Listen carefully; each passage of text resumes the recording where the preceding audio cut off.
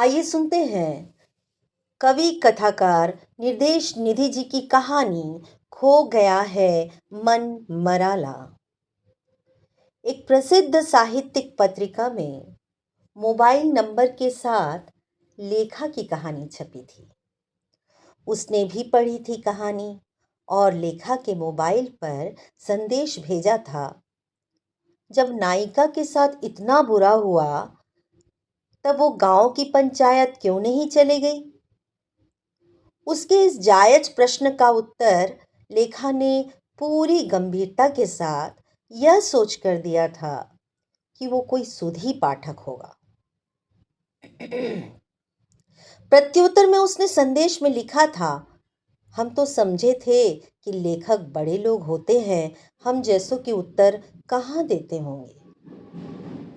लेखा ने बड़ी विनम्रता के साथ उत्तर में लिखा था, लेखक अपने आप में होता ही क्या है, उसे छोटा या बड़ा आप पाठक ही तो बनाते हैं, तो आपके प्रश्न का उत्तर क्यों नहीं देंगे वे? अगली सुबह से ही ठीक 5 बजे लेखा के मोबाइल में उसकी शुभ प्रभात और रात ठीक 10 बजे शुभ रात्रि के संदेशों का क्रम निरंतर हो गया था। लेखा ने भी रोज ही उत्तर दिया था। आशंका थी कि कहीं खुद को छोटा और लेखकों को बड़ा ना बताने लग जाए। फिर कुछ दिन बाद रोज पूछता, आप क्या कर रही हो? कभी पूछता, सरस्वती नदी की धारा सी आप क्या कर रही थी? लेखा ने पूछा, सरस्वती नदी की धारा ही क्यों? उसका उत्तर आया, जैसे सरस्वती नदी की पवित्र धारा जनमानस को दिखाई नहीं देती, पर है तो जरूर ही ना, वैसे ही हमें आप दिखाई नहीं देते हो, पर हमारे आसपास होते तो जरूर ही हो ना। जब कभी सुबह 5 बजे से पहले संदेश भेजता तो कहता, आप उस वाली निंदिया एक्सप्रेस में थे ना, जो सुखद स्वप्न नगर जा रही थी। उम्र के इस पड़ाव पर लेखा से कौन ऐसी प्यारी बातें करता है भला? लेखा के घर में और कौन कौन है ये उसने कभी नहीं पूछा। लेखा जब भी बताती वह मना कर देता, हम क्या करेंगे जानकर कि कौन कौन है आपके घर में? हम तो आपको जान गए, बस यही काफी है। धीरे धीरे उसकी मासूम बातें लेखा के मन को सुहाने लगी। लेखा की सुबह उसके संदेश की भीनी महक से शुरू होती, जिससे दिन भर वह ऊर्जा से भरी रहती, जैसे जीवन के अर्ध जागृत हो गए हों और उसके सुर उदासी से प्रफुल्लता की ओर बहने लगे। वह सुबह उठकर सबसे पहले अपना मोबाइल ही उठाती और उसका संदेश पढ़ती, जो वो अक्सर संस्कृत में लिखता। लेखा की संस्कृत में समझ न आने की शिकायत पर उसका अनुवाद हिंदी में करता। कभी वेदों की ऋचाएँ होती तो कभी उपनिषदों के नन्हे नन्हे अंश। उसके संदेश लेखा को ऐसे लगते जैसे सूखी रेत में गलती से उगाए पानी को तरसते किसी पौधे पर ठंडी फुहार बरसती हो। वैसे तो कम ही होता, पर कभी कभार संदेश थोड़ा लेट हो आ जाता तो लेखा के मन का पौधा मुरझाने लगता। उस बार कई दिनों तक उसका कोई संदेश नहीं आया। लेखा दिन में कई कई बार उसे संदेश भेजती, पर कोई उत्तर नहीं आया। वह बेचैन हो उठी, फोन लगाया, पर उसका फोन स्विच ऑफ था। मोबाइल फोन के सिवा उससे संपर्क का कोई दूसरा साधन था भी तो नहीं लेखा के पास। लेखा भीतर तक परेशान हो उठी, आखिर कहाँ लोप हो गया था उसकी ऊर्जा का बीज? कहीं कुछ अनहोनी? नहीं नहीं, यह नहीं हो सकता। पर वह क्यों उस अनजान इंसान के लिए इतना परेशान हो रही थी? प्रश्न का कोई सही सही उत्तर ना पाकर उसे भुला देने चली, पर संभव नहीं हुआ। लगभग एक सप्ताह के बाद उसका संदेश आया, जिसके उत्तर में फोन किया था लेखा ने तुरंत ही। सबसे पहले उसकी सलामती ही पूछी थी। जैसी मासूम उसकी बातें थी, बिल्कुल वैसे ही मासूम आवाज लेखा के कानों में पड़ी थी। सब कुछ ठीक जानकर लेखा के मुंह से थैंक गॉड निकला। पूछता ही रहा, थैंक गॉड क्यों? आप क्या सोचे हम गए काम से? बताइए, आप यही सोचे थे ना कि हम गए काम से? अरे नहीं बुद्धू, ऐसा नहीं। ईश्वर का नाम लेने में आखिर बुराई ही क्या है बोलो? लेखा ने उत्तर दिया था। वह बोला, आपका सोचना सही था। इस बार तो हम सचमुच काम से गए ही थे बस। बाल बाल बचे हैं। आप न्यूज़ में देखे होंगे ना, झारखंड में नक्सलियों का हमला हुआ। हम वहीं थे उस क्षण। हम आपको अभी बताए नहीं है ना अपनी पोस्ट। जी, हम अविराज सिंह राठौर, कोबरा कमांडो, झारखंड में तैनात है। बड़ा भयानक हमला था। कई दूसरे लोग के साथ ही हमारे भी कई साथियों को अपनी जान से हाथ धोना पड़ा। इस बार तो हम बच गए, पर काम ऐसा ही है अपना तो। कब काम आ जाए नहीं पता। हमने अपने कितने ही साथियों को नक्सलियों द्वारा बिछाई लैंड माइन ब्लास्ट में मरते देखा है। बस कभी भी कुछ भी हो सकता है। या तो हम किसी को अपने कंधों पर उठाएं या हम किसी और के कंधों पर चले जाएं। हम लोग तो सिर पर कफन बांधकर ज्वाइन करते हैं यह नौकरी। यह सुनकर बस इतना ही कह सकी थी लेखा, ऐसा मत बोलो अभी। उसका स्नेह सिक्त मन आशंकित हो आंखों से टपक पड़ा था। लगा नहीं खोना चाहती वह खुद पर पड़ती इस अमृत की फुहार को। उस दिन से संदेशों के साथ साथ उसने एक बार बात कर लेने का लोभ संवरण नहीं कर सकती थी लेखा। उस दिन भी उसने यही पूछा था, आप क्या कर रहे हैं? लेखा ने बताया, एक और कहानी लिख रही हूँ तुम्हें पढ़वाने के लिए। वो उत्तर में बोला, हम तो मात्र 23 बरस की छोटी उम्र और छोटी बुद्धि का कमांडो हैं। बड़ी सी आप और आपकी कहानी की बड़ी बड़ी बातें कहाँ समझ पाएंगे? यानी पहले दिन से जानता था लेखा उससे उम्र में बहुत बड़ी थी। बातों को समझने की क्षमता तो इस कदर कि कई बातों के अर्थ को भी क्षण में भेद लेता पूरा का पूरा। और उसका सेंस ऑफ ह्यूमर तो गजब का था। जितनी देर बात करता लेखा को हंसाता खिलखिलाता ही रहता। लेखा से कहता, आपकी आवाज़ सुनकर लगता है हम कोई विविध भारती का प्रोग्राम सुन रहे हो या किसी प्रिंसेस से बात हो रही हो। इतनी अच्छी आवाज़ है ना आपकी कि क्या बताएं।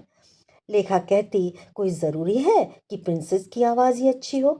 अरे वो तो बात नहीं, आपकी आवाज़ तो अच्छी है ही, पर उसमें एक शाही अंदाज भी रहता है, इसलिए प्रिंसेस कहा।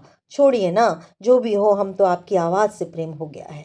ऐसा ना हो कि हमें आपकी आवाज़ के साथ आपसे भी प्रेम हो जाए प्रिंसेस। लगभग रोज यही कहता और कहकर अपनी मासूम हंसी हंस देता।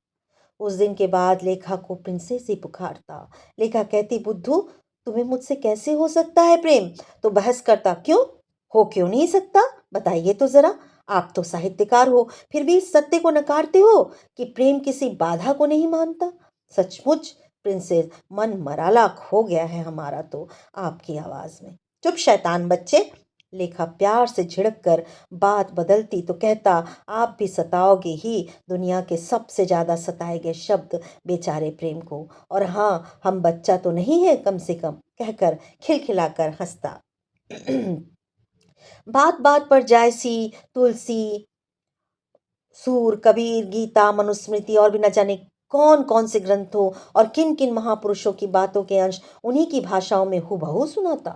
मारक हथियारों से लैस विद्रोही क्रोध भरे नक्सलवादियों को मुंडी पकड़कर उनकी मान से बाहर खींच लाने का हौसला रखने वाले उस लड़के की कोमल भावनाओं और उसके साहित्य ज्ञान पर लेखा आश्चर्यचकित रह जाती। यह तो वह अक्सर कहता कि हम कमांडोज तो बारूद के ढेरों से होकर गुजरते हैं। एक ना एक दिन तो किसी दूसरे के कंधों पर जाना ही होता है। उसका यह कहना लेखा के मन को चिंतित कर देता। वह कहती, अगर सब कमांडो दूसरों के कंधों पर चढ़ने तय हैं तो कमांडो बनना ही कौन चाहेगा भी? उत्तर में वह कहता, सब नहीं, सिर्फ कोबरा कमांडो। सच्चाई को स्वीकार करने में कोताही नहीं बरतनी चाहिए प्रिंसेस। आपको पता है कोबरा कमांडो कौन होते हैं? लेखा ने कहा, हाँ थोड़ा बहुत। वो बोला, हम बताते हैं आपको। कोबरा मतलब commando battalion for resolute action उसकी फुल फॉर्म है। इसे नक्सलवाद जो देश के 20 राज्यों और लगभग 223 जिलों में फैल चुका है और लगभग 83 जिलों में विकट समस्या बन चुका है, से सुलटने के लिए बनाया गया है। ये सीआरपीएफ की विशेष इकाई सेंट्रल आर्म्ड पुलिस फोर्स की कुछ थोड़ी सी इकाइयों में से एक है और ये गुरिल्ला युद्ध में ट्रेंड किए जाते हैं। आपको पता है प्रिंसेस, ये देश की बेस्ट इक्विप्ड पैरामिलिट्री यूनिट है जिसमें सेंट्रल गवर्नमेंट ने कई सौ करोड़ की ग्रांट देकर बनाया और इसके पास ढेरों आधुनिक हथियार है। INSAS rifle, AK rifle, X95, Browning high power Glock पिस्तौल, Heckler and Koch MP5 submachine guns called गुस्ताख, recoilless rifle, high tech electronic surveillance equipment, यह वेल ट्रेंड स्नाइपर टीम होती है और ड्रैगनो SVT, माउजर S66 और भी न जाने क्या क्या होता है इसके पास। अरे कितना ग्लोरीफाई करोगे, और बस भी करो, लेखा ने रोका। अभी बताता, आज हमारी नक्सलवादियों से मुठभेड़ है या आज फला ऑपरेशन है। सदाशाही भी इतना कि अपनी जान के दुश्मन नक्सलियों से भी सहानुभूति रखता। अक्सर कहता कि वैसे नक्सलियों की भी कोई खास गलती है नहीं प्रिंसेस, उनके साथ नाइंसाफी भी बहुत हुई है। कभी पूछता, आपने ऑपरेशन एनाकोंडा के बारे में तो पढ़ा ही होगा या न्यूज़ में देखा होगा कि वो बहुत बड़ा ऑपरेशन रहा।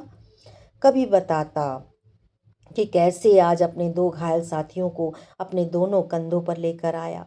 कभी बताता, आज कॉबिंग है यानी आज सारा जंगल छानना है, कहीं कोई नक्सली जंगल में छिपा तो नहीं, या कहता आज LRP अर्थात लॉन्ग रूट पेट्रोलिंग है, पिट्ठू बांध रहा हूँ, बहुत भारी होता है। बाहर एंटी लैंड माइंस खड़ी है और आप देखोगे तो डर जाओगे, व्हील्स बहुत ऊंचे रहते हैं। फिर खुद ही कहता, रहे नहीं आप नहीं डरोगे, because you are a brave princess. उसकी ये सब बातें सुनकर लेखा ईश्वर से उसकी सलामती की ढेरों दुआएं मांगती।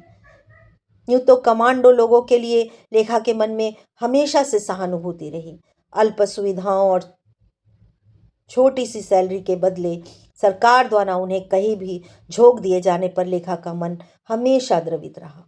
किसी के प्यारे लाडले बच्चे अनेक झूठे सच्चे भ्रष्ट नेताओं के जीवन की रक्षा में जुटे रहते देखकर तो हमेशा संतोष से भरी रही। जब वो ऐसी बातें बताता तो लेखा का मन उसके अहित के भय से आशंकित हो उठता। लेखा झारखंड में स्थित एशिया के सबसे विस्तृत साल वनों में बारूद के रूप में बिछी मौत की उपस्थिति से अनभिज्ञ तो नहीं थी। प्रकृति वह तो मनुष्य मनुष्य में अपनी भेद ना करने की नीति पर अडिग रहती। सहिष्णु पेड़ पौधों और झाड़ झंकाड़ों की सघनता नक्सलियों को भी उतनी ही शिद्दत के साथ पनाह देती है जितनी कि उनकी तहस नहस की लड़ाई के विरोध में जुटे कमांडोज को। लेखा को लगता कि आज तक की कस समेटी सारी दुआएं अभी पर लपेट दे, जैसे सूरज ने कवच लपेट दिया था अपने पुत्र कर्ण के शरीर पर, त्वचा के भीतर नहीं त्वचा के भी ऊपर लपेटे, ताकि अभी को वहां भी खरोच ना आने पाए। लेखा को आश्चर्य होता कि फौलादी मशीन से दिखने वाले कमांडोज में कोई इतना संस्कारी, संवेदनशील, पारिवारिक और मासूम भी हो सकता है। कुछ ही दिन बीते होंगे कि उसकी मासूम लगने वाली चहकती आवाज पर उदासी की एक परत महसूस होने लगी। लेखा फोन करती तो फोन पर बड़ी थोड़ी ही बात करता। कभी कभी फोन न भी उठाता, बदले में संदेश भेज देता कि हम ड्यूटी पर हैं, या अभी हम व्यस्त हैं, या अभी हम खाना खा रहे हैं। कुछ दिन में संदेश भेजने भी धीरे धीरे कम कर दिए। लेखा ने फोन पर पूछा, क्या हुआ अभी, आजकल तुम बात करना नहीं चाहते? वह पहले फीकी सी हंसी हंसा, कुछ देर चुप रहा, फिर बहुत ही गंभीर होकर बोला, आपसे बात किए बिना नहीं रह सकते हम तो अब। हाँ, किसने रोका है तुम्हें? इसके उत्तर में बस यही कहा था, हाँ रोका तो हमें किसी ने नहीं, पर देर तक चुप ही रह गया। जब कुछ ही नहीं बोल पाया तो बोला था, अच्छा अभी हमें काम है, हम आपसे बाद में बात करेंगे। बाद में कई दिनों तक फोन नहीं उठाया। उसने संदेश भी करता तो जैसे कुछ अनकहा सा रह जाता। फिर संदेश अचानक बढ़ गए, कुछ उदास सा लगता। उदासी का कारण पूछने पर कुछ बताता नहीं था, ज़्यादा पूछने पर कहता, हर क्यों का उत्तर नहीं ना मांगना चाहिए प्रिंसेस, वरना जिंदगी बहुत ज़्यादा उलझ जाती है। कुछ माह बाद बोझ अब ज़्यादा ही बढ़ गया होगा, तब एक शाम फोन आया और साफ साफ बोला था, हमें तो प्रेम हो गया है। अरे वाह, पर किससे? लेखा ने पूछा। आपसे, पर क्या आप समझ पाओगे? गंभीरता से प्रश्न किया था उसने। बुद्धू, इस तरह का मजाक अच्छा नहीं, तुम जानते भी हो क्या कह रहे हो?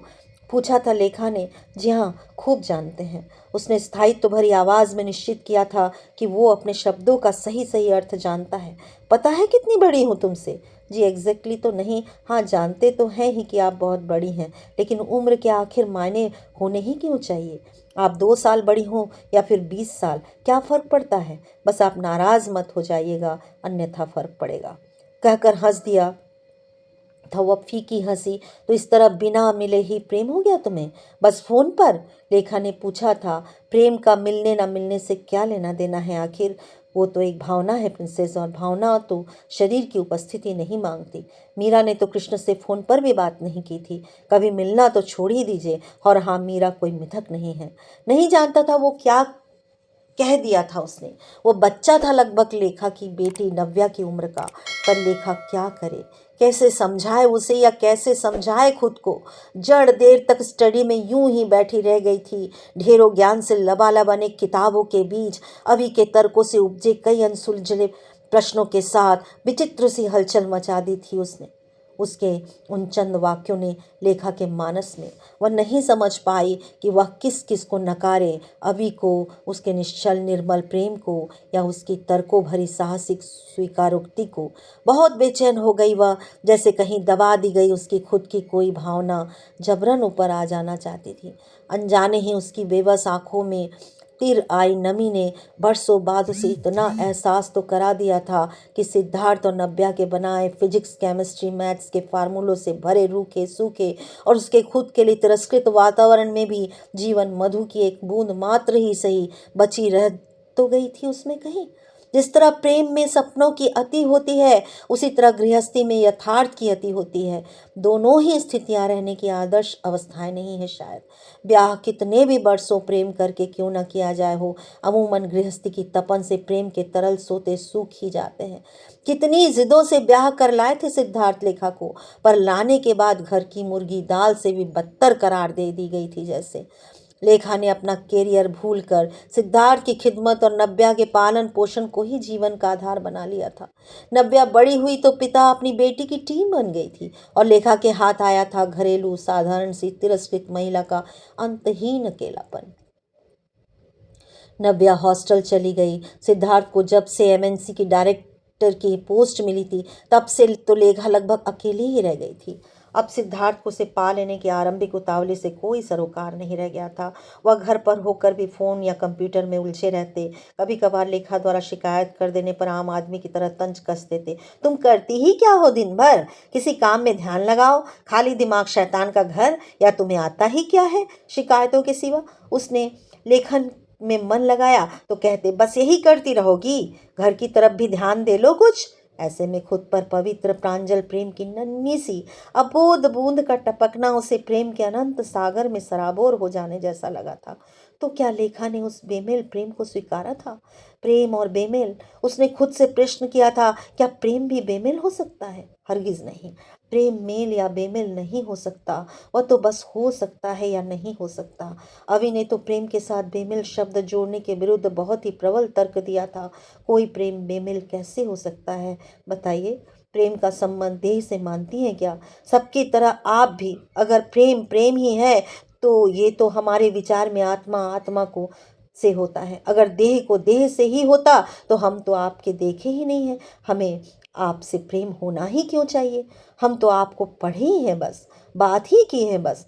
आपकी आवाज़ उतर गई सीने में कहीं गहरे। हमने तो कभी पूछा नहीं आपसे क्या आपकी उम्र है, क्या आपकी जात है, या क्या आपका पारिवारिक स्तर है, या आप दिखती कैसी हैं। गीता में श्री कृष्ण साफ साफ कह रहे हैं, शरीर तो आत्मा के लिए वस्त्र मात्र ही होता है। फिर आप बताइए, वस्त्र के भी कोई विशेष अर्थ होने चाहिए क्या?